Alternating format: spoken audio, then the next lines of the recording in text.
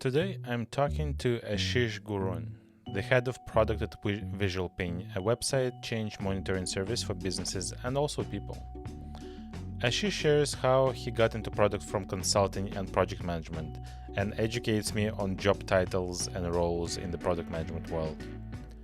We also talk about the art of influencing and building trust with stakeholders and leadership, and what framework Ashish used to get buy-in to work on a project that helped him get on the path of product management.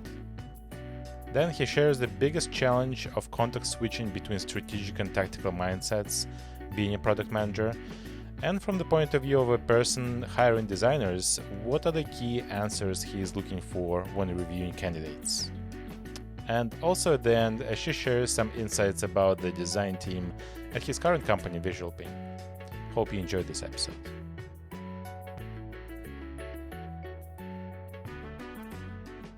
Hey Ashish, welcome. I'm glad that you could join me. Of course, happy to be here. Yeah, it's been a while, and I was looking forward to this chat. We should have caught up a while ago, and I'm glad that we're finally doing this. Yeah, I'm not sure if your audience knew, but we worked together a couple of times in our career, so Yeah, it's our nice to paths join up. have been crossing, a couple times, and yeah, every time it was a pleasure, and Yes, every time our paths diverge again, I was kind of upset. I really enjoy working with yeah, we seem to be attracted to each other, you. including this Yeah, podcast. yeah. That's good. That's a good thing. Okay, so let's start with the introduction and really kind of tell us about your current role and where do you work and what do you do there. Yeah, we'll do. So again, my name's Ashish. I am the head of product in a company called Visualping. So overall, as a head of product, of course, I think about how do we ensure our product delivers the most value to our users in a way that helps our business as well. Um, in terms of my scope of ownership, I work with very closely with we have product managers working with our technology team and our business stakeholders and the design team to work through delivering our product, which comes in a form of essential features with new platforms. And a lot of my role focuses also on the strategy and the road mapping for the really upcoming months and quarters ahead. In Nice, terms of nice. the company Visual Ping itself is a web monitoring service. So it's a company that helps consumers and businesses monitor for changes on the web. And so it's very popular with lawyers who need to monitor changes in law, very Mm. popular amongst journalists who is tracking news changes, doctors who need to get updates on research. On the consumer side, there's fun use cases like tracking out of stock for products. Mhm. We had a lot of big uptick during COVID-19 to track the uh, vacancies of vaccine appointments. Oh yeah, And so that was a very popular usage. So yeah, so head of product at Visual Ping. cool. So maybe let's talk about your story and how did you get um, to the product management world? Because it sounds like that you, and obviously I know your personal path, that you've been through many different steps and you had different kind of chapters of your career, and Yeah. there's a very interesting growth to observe from kind of my side as a colleague and a friend. And yeah, just kind of maybe share like why did you get into this industry, and maybe if you had like any career transitions or like the steps in your on your path. Yeah, definitely. So um, talk to any product manager, and they will always have a story of how they got into product management And because that's your job. That's your job. You're storytellers by default. well, when I say story, it's also because to this day that there's very little defined path into product management. Mm, And there's a lot of career paths. For example, take UX for example. There's some sort of defined path or some sort of schooling you go through or training. Unfortunately, for product, there's no such thing as a bachelor's in product management, no, or that's true. there's very few dedicated courses to product management, and if there is say one or two courses as part of a larger program. And so again, talk to any product manager. They're either coming from a business background, a sales background, a technical background, a UX background, and somehow they landed in product management. The way I landed into product management was through a consulting and project management background.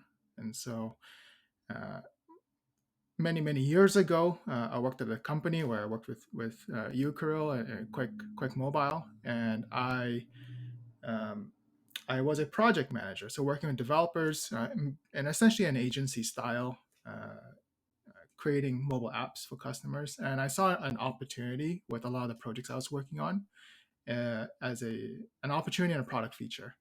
And so I was able to convince the executive to lend me two developers part time and use part of my time to say, hey, let me take the next 2-3 months with these two developers and let's build something cool here. Let me do that.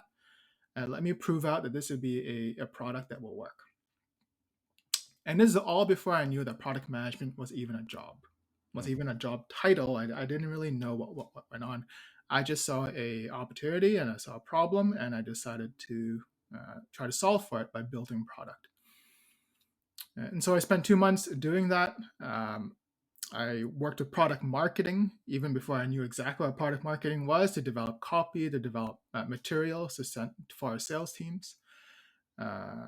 And in about 2 months, we released our first iteration of this feature, and our first customers loved it. And eventually, this product area, which was in integrations at that point, needed someone to manage it. And so I was invited to join the product management team as a product manager to manage now this new platform plus other pieces of our product. And so I really landed in it by accident. I did the job, the product management job, without knowing exactly what I was doing, and I think it just felt very natural to me, and I feel very lucky to be able to land in a product management role because it's again, it's very undefined, and so it's for those who want to intentionally land into it. There's no cookie cutter path to get into it. Mm-hmm. And so yeah, so ever since then, that's how I landed in product management. So I came from, my first jobs were in consulting, then project management, landed in product management. And ever since then, I spent just years growing my product management craft. I was at Quick Mobile. I spent some time at Mogo, many years at Mogo, where I spent in the B2C world. Um, uh, Moved into a senior role there. Then I spent a bit over a year at Amazon as a product manager there. Came back to Mogo in a hybrid people manager, individual contributor role, which is called a group product manager. So there, I learned again how to manage both being the craft of product management, but now how do I help grow people in this field? And then now I'm a head of product at Visualping. Mm-hmm. Can you maybe, and just like for my uh, education gap, because I'm not a product manager, right? Mm-hmm. Even though quite often actually I do and have to do some things that a product manager would do, which frankly I enjoy. A couple of Yep. times I did some things that I didn't enjoy, like particular marketing pieces, which kind of actually maybe actually was the reason why I got swayed away from the product management track at that point. Right. Maybe just also the environment and the type of the company, but yeah, it was not enjoyable at all. But can you maybe briefly explain the differences between different roles? Like, what does a product owner do comparing to product manager? What's a product marketing manager, and what's a group product manager? So it's kind of all, I guess, just basic 101 education of the job titles of product world. Yeah, and the only thing they all have in common is the word product. And so um, I would say, again, talk to a group of product managers or product owners, and each one of them will have a different answer for how they see the product owner and product manager Yeah. relationship. I have my own opinion, and my own opinion is that a product owner is a role to play, and I don't necessarily see it as a job title Mm. in a sense that it's a full-time role. I could have a software manager being a product owner. I could have a product manager being a product owner. I could have a, a lead of a product team, a product squad being a product owner.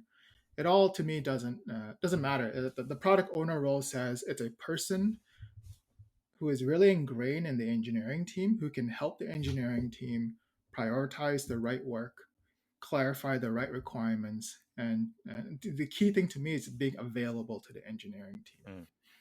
A product manager, and in my opinion, a product manager should uh, take on the product owner role because that's how a product manager can make better product management decisions as well in terms of strategy, in terms of tactics, and the closer they are with the engineering team to play a portion of the product owner role, the better product management decisions they can make. Mm-hmm. But in any sense, the way I see it is that a product owner and a product manager to me are about one and the same. A product owner is a role a product manager plays. A product manager, in addition to the product owner activities, needs to think about uh, pieces beyond the engineering team. So, what should the business focus on in my product area? Um, what kind of stakeholder management is a big deal. How do I work with stakeholders? How do I get the right ideas? How do I influence the right folks in the company with good writing, good presentations, good data to make sure we're making the right decisions again for our users and for the company. At a high level, product marketing is all about how do I now take your great idea and great features you're building to the market? Because if we release a feature out into the wild and no one does marketing for it, it doesn't exist, Mm. right? Essentially, it's like it doesn't exist. So when we build features, when we build new products, we need to tell the world, we need to tell our customers, our potential customers about it, and that's what the product marketing function is for. Product marketing is also very much involved in a B2B company Mm-hmm. because they help translate what product is building with enabling sales teams in a company. So they'll do training for sales teams. They'll say, "Hey, sales team, here's what the product teams are building. Here's how you can talk about it. Here's what competitors are doing in the space, and here's why we're better." So product marketing, Mm. again, I'm only generalizing because I myself am not in product marketing, but in general, we partner with product marketing a lot to ensure our products get the right attention that it needs in the Mm. market. Mm. So basically, kind of to summarize, or at least to rephrase it, to make sure that I understand. So the product management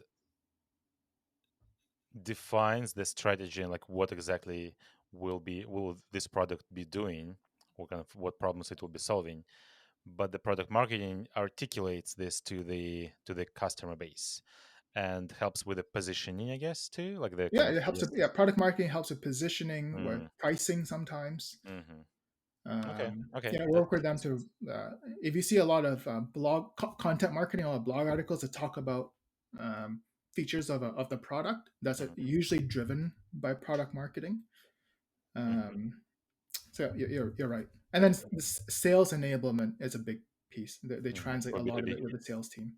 Yeah, makes Yeah, sense. B2B. Okay, thanks for clarifying that. And so I think you asked one more for group product manager. That one's a little simple. That one's a product manager who plays both individual contributor role and a people manager role. So they do both. That's what a So group product manager does. product managers report to group product manager? Correct. Oh, okay. Okay. But I assume that the group product manager would be a bit more higher level decisions, like like more longer term, yeah, direction of the product, comparing to the product managers who report to group product manager. Yeah, they would have a higher level view of it, but a group product manager is also an individual contributor. So that means they have Mm. their own portfolio of their Oh, own okay. products. So That they own. Mm-hmm. yeah, exactly. They run or they work directly with their own engineering teams, running their own products and their own Interesting. strategy, while at the same time mentoring and helping guide the product managers who report to them. Mm-hmm. Mm-hmm. Interesting. Okay.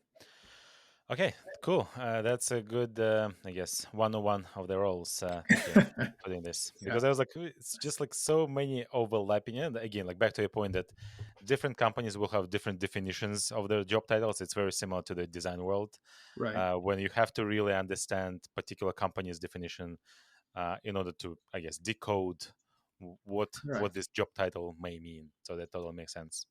correct. Yeah, Thinking about like one more point on the story, and if I want to understand, uh, for example, if a junior or somebody who is considering the product management world and like the track, especially for people who transition from a career from the UX world, thinking of the primary audience for this podcast, uh, what uh, what maybe things or takeaways that you wish you knew when you were starting this career, when you were making this jump from the project management to the product management? yeah. I think so. If we're talking specifically about a UX person who, uh, for reasons I can't explain, but may be interested in going to product management. I can share all the reasons on that because it's quite a common thing, and I can, Okay. yeah, I understand that. So for UX person, so first of all, I think UX is one of the um, uh, should be one of the easier. I'm not saying it's easy. It's one of the easier paths to get into product management because you work with product managers all the time, and you should be very familiar with working with engineers, working with stakeholders, and of course you get a front row seat to what the product manager does Hmm. on a fairly day to day basis. I would say um, one of the pieces that I wish I knew earlier was how important it is to be able to influence well within a company. It's really easy coming in from other disciplines to focus on your tangible tasks at hand. You come in as a product manager or as a UX designer, and you have a project, you have a task, and you go out to achieve it. In the product world, it's very much here's your task, and but a project manager is asked to look at it, think about it, and then um, think broadly, and even ask the question: does this task make sense? Not can I complete this task, but does this task specifically make sense today to do, or is there another more important task for me to take on? And here's why. And that's all comes to the ability to work with stakeholders and influence. And so I would say overall, again, the way I got into product management was my ability in the early days to influence the executive of my early company to say, hey, allow me to take some time from a couple of developers and myself to work on this product. And again, and that was by accident. I was able to do that. I didn't really think much about it. But looking back, that's probably one of the most important lessons that anything you want to do in product, first of all, you need to develop an opinion that's saying what you want to work on and whether it's important. And then really being able to learn how to navigate people in the company to say, hey, look, this is what we should be working on and why we should be working on it. I think for a UX designer and for developers, the product manager tries to um, protect the team from a lot of these discussions, which is a lot of debates and a lot of conversations with a lot of other stakeholders.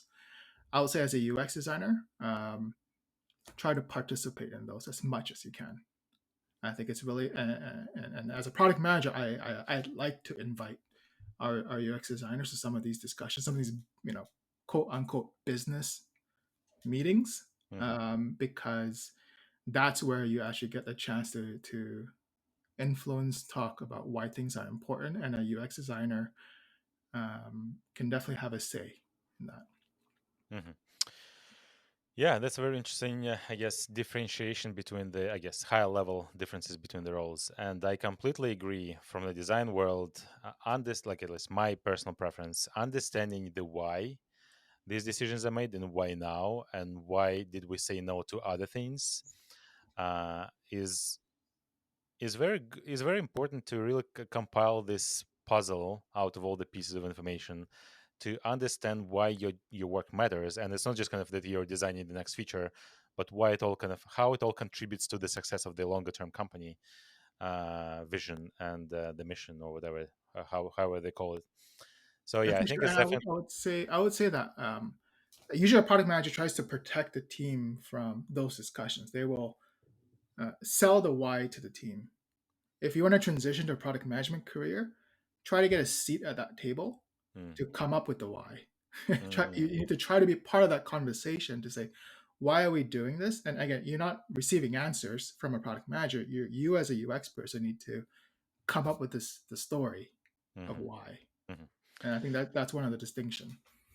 I love what you said about the importance of having influence or being able to influence stakeholders and leadership team and Yeah, so on. I think this is critical, and even for designers, like at the higher levels at least, you would be more involved in the strategic conversations and discussions. So you would also need to grow these skills and improve your ability to influence others, other team right. members. Obviously, with data and some really tangible um, information, not just kind of opinions, right? Correct. Yeah. So, and you said that you were lucky, or you managed to convince your leadership team at one of the previous companies when you made the switch from project management to product management, and you really convinced them to give you money in the form of developer time Right. and your own time, right? To kind of to prove that what you're suggesting really makes sense and uh, will be a good, I guess, will have a good outcome. Can you share maybe some tips or how did you do this? Like, what was really maybe your secret sauce? How did you convince? Because usually, from my experience, it's actually quite challenging. And the higher the folks are on the leadership, this hierarchy, the pyramid of the company, the stronger their opinions are, and obviously they have usually more experience, and they've been there, done that, so to say. So quite often, those ideas that kind of coming from the individual contributor levels are, yeah, in most cases they probably don't make sense when you look at the Right. bigger picture. So it's all kind of reasonable to expect and the pushback. But what tips would you share to help either designers or product managers really kind of become better at influencing others? Yeah, it's a good question. I think if we can start by looking back at my experience. In general, actually, I'll come back to your comment earlier when you said as you get a bit more senior, you have a say at the table and you're participating in these conversations. I think that is a mentality that as early as you can. I know it's very difficult, but as early as you can to try to not accept Hmm. where The if status you quo. are earlier in your career, you're not at a place where you're just accepting uh, what's already been decided. Hmm. Right? If you think about a product manager, when I first became a product manager, I honestly was early in my career. Anyone who's just started as a product manager early in their career, but somehow they get handed the keys to say, "Hey, you are now allowed to have these conversations." Hmm. Uh, Again, as a UX person, anyone who jumps into product management, honestly, and it depends a lot on the company culture and so on. But obviously, the goal here is to get you in a place where you are allowed to have these conversations. You're allowed to talk to leadership and get a sense of what's important. So first, I think it's a mental piece, saying, "Hey, look, I have a say, and here's how I can get a say." You need to figure out. I recently just onboarded a new product manager, and one of the things we talked about was figure out how decisions are made in this company. Hmm. Where are these conversations happening? And then, of course, figure out how you can get a seat at the table. And it's an art, not a science. It's definitely an art. What meetings are happening? What kind of progress is being made, what we just, what kind of frameworks being used, and hey, how can I get involved? Mm-hmm. Then work backwards from there. Okay, how can I get involved? What am I good at? So, in the way I got into product management was I developed a specialty in my first company there, and very complex integrations. Mm. And I could tell you, leadership had a lot less knowledge about it than I did. Of course, I'm on the ground. I'm learning about complex integrations. I'm sure that could be the same for any other profession, like say UX designer. Once you learn about a certain area, you get really good at it. And I think if you develop that specialty, you very much can have a say at the table of what is the right or wrong thing to do. So one is, I would say, develop that specialty and understand, just your area, be really good at, be really confident, understand the why, contribute to the why behind things are being built in that area. And secondly, so once you develop that specialty, is figuring out how you can influence pieces in that area. It's just all about finding out that how decisions are made. Honestly, it's just, and it's an art. It's a complete art. You have to kind of work your way backwards from understanding how those decisions are made. Mm-hmm. I'm still kind of it's. I understand like the high level things, but I feel that it lacks a bit more tangible tips, kind of more tactical things, like a really advice that you could give. Maybe let's look at this quick mobile example that you mentioned at the beginning, because at that time you were just at the beginning of the career, right? It was actually before you even started your career in the PM world.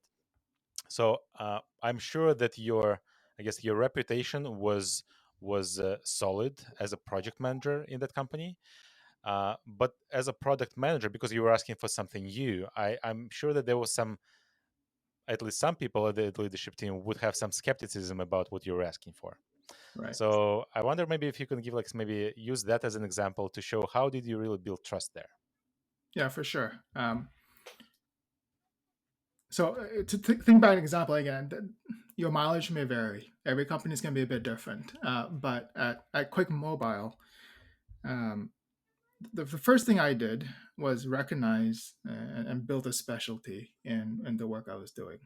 So as a project manager, I was very specialized in complex integrations at Quick Mobile. I knew all about integrations that nobody else in the company did, all about these complex integrations.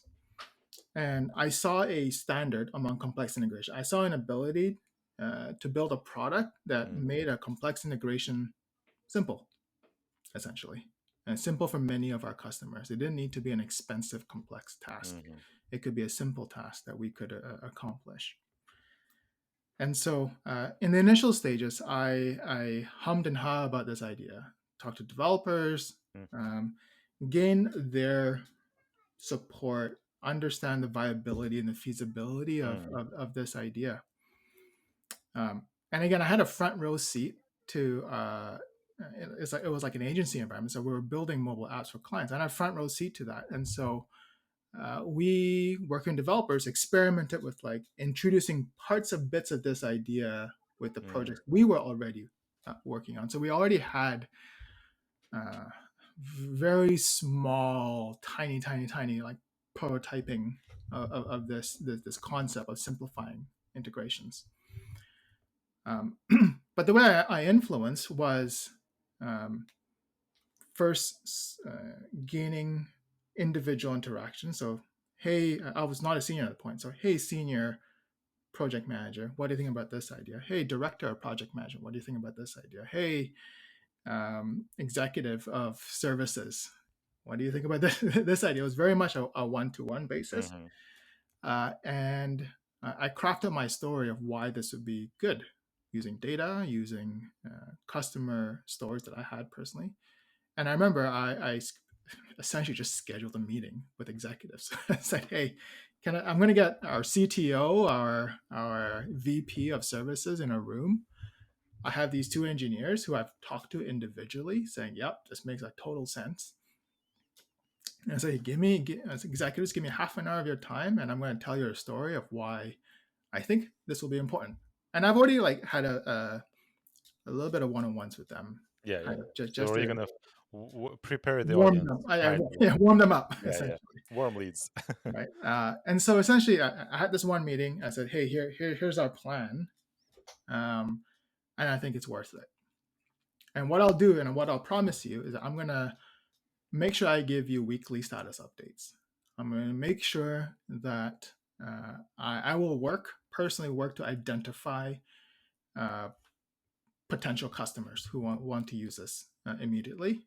Um, and I didn't, at least for my time, I didn't really pitch them like I'll be working part time on this. I said I'll be still doing my full time job, still being responsible for that. This is my passion project Mm, within the company, but I do need our developers' time. Half of their time for the next few months to do this. And again, it was a promise of value. It was a promise of I will. You need to trust me to give you updates. That's saying we're doing this well, and I did every week. It was a weekly update. Um, and we kind of just went on from there. And so that was my path to influencing. It was mm. getting information, getting data, being able to influence one-on-one, and then being able now to influence an exec team to help me go down this path. Yeah, I like it. I really like the real examples Yeah, from this company. And what I find really interesting is how you didn't just jump into this straight away. You identified your goal of kind of getting resources for this project and kind of really run this, right? And then you worked backwards from this goal to build trust slowly by having these conversations and kind of asking the questions and really slowly and getting those I guess decision makers on board, kind of planting the seed in them. yeah, I think that's very very smart because yeah, usually yeah, I've seen like if it's by surprise, if it's a by surprise, correct, the pushback is stronger because it's just kind of the initial surprise factor also contributes to that. correct. But slowly, I think it's yeah, it was a very smart move. I like it. And I still do that to this day. And you always do that. You always have Yeah, to before a big meeting, especially with the big decision. You figure it out. Is this the right? Am I talking to the right people? And where are they at? Right? It's very much yeah. Anyways, yeah. it's a process to go through. Cool, awesome. So let's talking about the challenges and different struggles that PMs go through on a daily basis, and obviously you went through different, I guess, seniority levels and different types of roles within this big family of product management jobs. So I think you will have different, I guess, a variety of challenges that you experienced depending on your level at the company, right? So maybe you Right. can share like really what's the hardest thing about being a PM? Um, I would say one thing working with design is that, and just really anyone, and I'll say this is personal to me. I can't speak for all PMs. I know for Of course. me, one of the hardest things to do is to context switch from being strategic to tactical. Mm, And we are asked to think about long term decisions, and then we're asked to be at a daily scrum mhm. to solve today's problem. And it's really easy to be inundated and focus your time on solving today's problem because they're in front of you, they're quite well Yeah, known usually, and there's blockers, you got to solve for it. yeah, At the same time, you just came out of a meeting where you're talking about 2 quarters from now and the financials of 2 quarters from now and trying to think about what the roadmap looks like for that. And so balancing that is very difficult on a mental load portion. And on a personal level, I know for me, it suffers a lot from my quality of work on the day-to-day level. So um, I always and some definitely some will disagree, but I always enjoy working with designers who is able to somehow understand me without me having to say write down a bunch of thoughts on paper and going through that. And the reason why I just came out of a meeting. I'm now talking over Slack or in a meeting with a designer, and we're talking about today's problem, and I'm able to just make some good quick decisions with the designer, and I probably just don't have the time to write comments on a file, go to a story to update the acceptance criteria, go back to a requirements doc and update that for today, because I'm probably running to the next thing to try to figure the next meeting out or figure the next task out. And so I think when working with product managers, I'll say, at least for me, I respect a lot of designers who can empathize that I may not be really good at immediately say writing things down immediate, but a designer who understands I'm there, I can help make decisions, and kind of just take it, honestly, just to take those meetings that I just had, and meetings with the designer, and take it and implement it, or think more about it. Mm-hmm. Mm-hmm.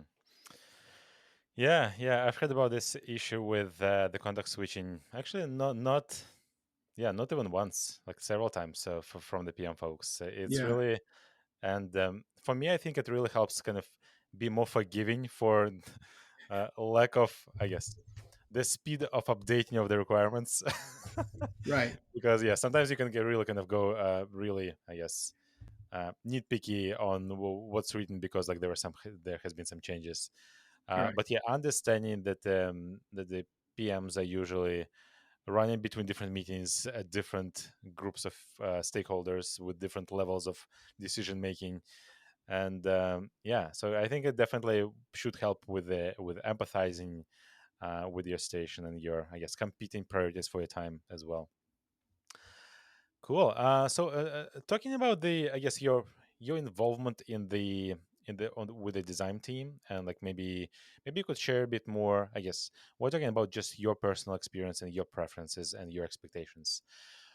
What would you say is what are you looking for in a portfolio of a designer when you're kind of involved in the interviewing and hiring, and like resume and portfolio, kind of all this, I guess, key components of a candidate of the application. So, what are your personal expectations of this? What are you looking for in the resume, for example? yeah. So typically, I've been involved as a hiring product designers from a product management team's perspective, Yeah. from the discipline as a partner Hmm. in the product development world. And so a lot of my focus isn't so much on the portfolio of like the actual artwork and actual output of the work they've done in the past. I'm actually very interested in how they played a role in reaching the decisions that have been made, Hmm. and uh, and hearing about how they talk about it. So when they talk about a certain project they worked on, it was, how did you reach a decision? Why did you make the decision? How did you influence a PM who worked with you on that, or the team?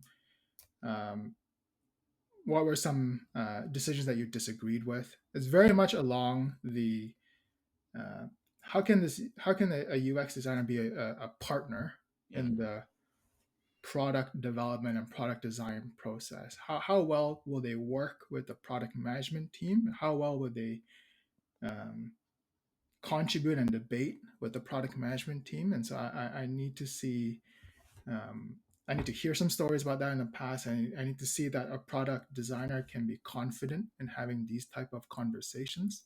Hmm. Again, from my disciplines, again, it's less about the output of the work, and how, whether it solves a particular problem that they worked on. Usually, I leave that to the design team to assess Hmm. for that candidate, and I will mostly look at the stakeholder management, the decision making, the partnership conversations point of view. Hmm. So it's mostly about the collaboration piece with the product team and building trust and relationships with the project partners. Correct. Um, Yeah. yeah, and I think it makes sense. I think it makes sense, and it definitely is an essential part of being a good team member and a good designer. Because yeah, as I see, and every company that I've been a part of, product management and design team is probably one of the closest and should be the closest union and like allies. Right. Yeah.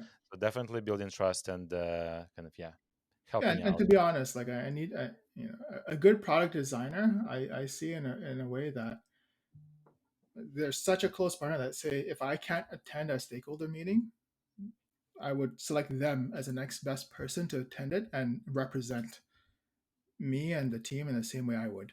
Exactly. Yeah. Makes sense.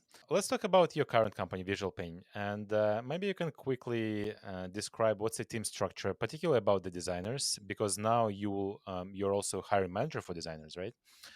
So I'm looking for team structure, and let's go with like interview process for a designer. Sure.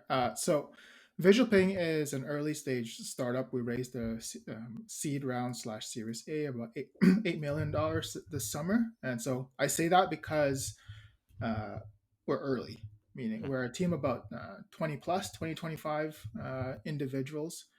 Um, our team structure right now is myself as head of product. We have a product manager with us as well. And likely next year, we're going to be growing both the product management and the product design function, both reporting to me.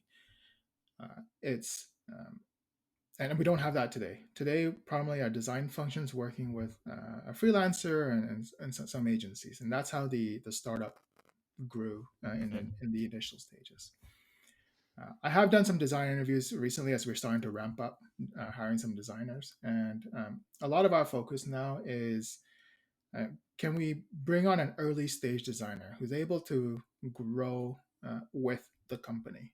Meaning mm, they come in, they're able to get their hands dirty and they're able to work in an environment that is really just different from week to week, I would say. mhm, And they're able to grow, like they have desire to be a leader.